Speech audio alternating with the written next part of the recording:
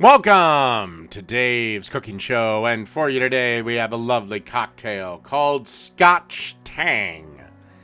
As you can see here, I put 1 shot or 1.5 ounces of scotch into a shaker.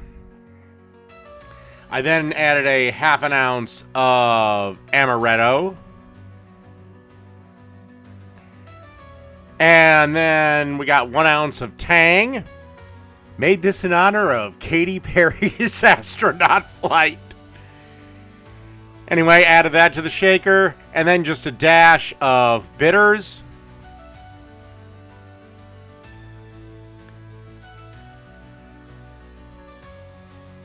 Give the counter a quick wipe.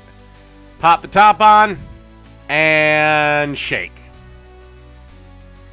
And got a nice ice-filled rocks glass. And pour it in and enjoy. This cocktail was actually really good. A little bit inspired by space, but yeah, that's Scotch Tang. Done.